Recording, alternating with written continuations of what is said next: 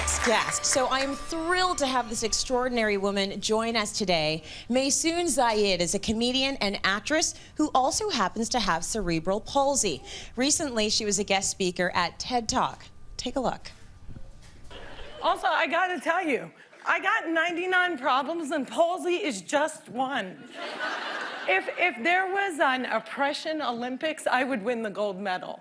I'm Palestinian, Muslim, I'm female, I'm disabled, and I live in New Jersey. Although today she's in Toronto, please welcome Maysoon Zayid. Give her a big hand. How are you, honey? Thank you. Listen, I watched that TED Talk, and I fell in love with you immediately because you are shocking and alarming and honest, right? So let's just get right back to the beginning. How did you get into comedy? I wanted to be on General Hospital. And in America, Hollywood isn't crazy about people of color. But I'm not just a person of color, I'm a shaky person of color. So I had like no chance whatsoever. So I started looking at TV to find people who looked like me. And the closest I came were people like Ellen, Roseanne, Whoopi Goldberg. And I was like, that's it, I'll do comedy. And if I do comedy, I'll get on General Hospital. Right, so okay, so you still... General Hospital is still the dream there. That could still happen. It's part of the dream, but you know, co-hosting Cityline, also part of the dream. Okay, there's only room for one of us, lady. Listen, you need a vacation. When you hear, well, there you go. I'll give you a call. When you hear somebody who is as funny as you think to yourself, does this run in your family? Like, is your mom funny? Is your dad funny? Your siblings funny? Do you get it from them? I definitely get a lot of it from my dad and also my aunties. Because I grew up in New Jersey, but in the summers, instead of going to the Jersey Shore, my dad would send us to a war zone. We would go back to Palestine, and I would hang out with my aunties who would just spend all day talking about other ladies. And my dad had the greatest sense of humor, and he especially loved April Fool's Day. Yeah. But his pranks would put you in the hospital. Because he'd call up and be like, your mother's been in an accident, she has 5 minutes to live, and it's 5 o'clock in the morning. And as you're running to the hospital, he would call back and be like, April Fool. Yeah. So I definitely got it from him. Funny guy. Yeah, very. So you see that? You see the sort of stuff your dad would do? Like, your comedy is like that. It is sharp.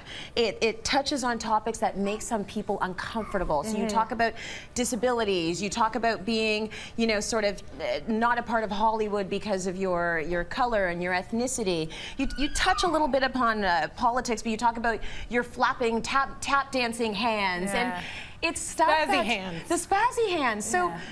Have you ever been in front of an audience that they just didn't get you, like you just heard crickets? I've been really, really lucky, and I think it comes from the fact that I am diverse. I'm not just talking about relationships, I'm not just cursing. I'm talking about so much different stuff that I've been really blessed to catch pretty much every audience. And I perform in America, in Manitoba, Canada, and in the Middle East in Arabic. But this one time, I had 7 drunk Swedish tourists in New York City, and they had no idea what I was talking about. And so I had no choice. I just started tap dancing, and I got them. It's your weapon, huh? Your secret weapon? I like that. You talk a lot about your dad. He was really influential early in life. What was his big influence on your life? Well, my father taught me to walk, which is really huge. And, you know, a lot of people with cerebral palsy don't walk, and there's absolutely no shame in that. But for him, he wanted me to do it so bad, and he had a mantra, which was, you can do it, yes, you can.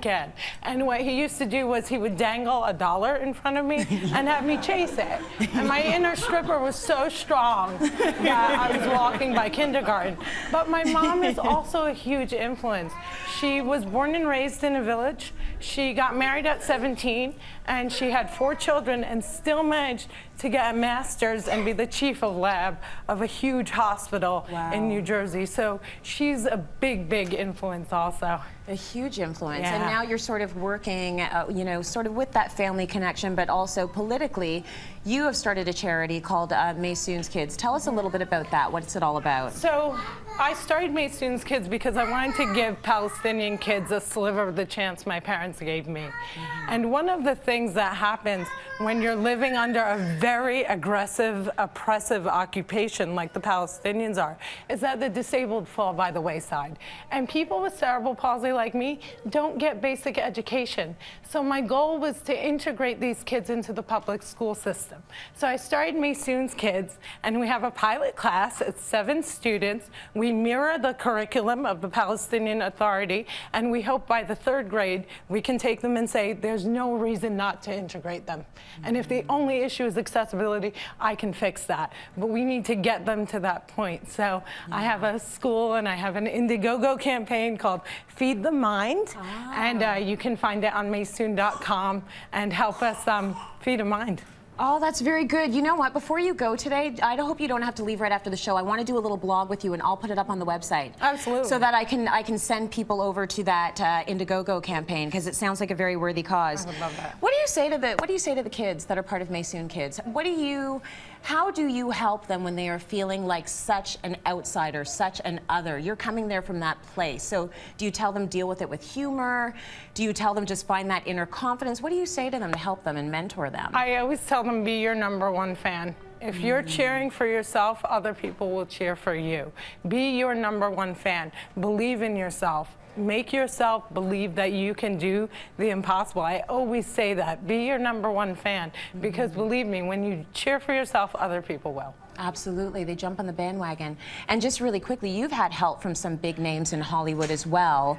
Although there have been times that you haven't reached the goals that you wanted, people like Adam Sandler have come in there and sort of helped you out. Can you tell us a little bit about that? Adam Sandler, Keith Olbermann have helped me enormously. And Keith Olbermann was a really large influence because he put me on as a regular on his show, and we never discussed the disability, never. And he said, if we're not talking about the topic, why should we address it? And it was quite revolutionary in America because people never saw people with disabilities talking about any other topic. And here I was talking about politics and, you know, media, and it was really just a great opportunity. But I think it needs to go further because we are the largest minority and the most underrepresented. So I'd like to see a more permanent presence on American television, namely me on General Hospital. There you go. Back to the goal. All it takes is about 2 minutes of eye contact with you, and all you see is an intelligent, beautiful woman. So please give her a big round of applause. Maysoon, you're awesome. Thank you. Let's go to break. We've got more coming up.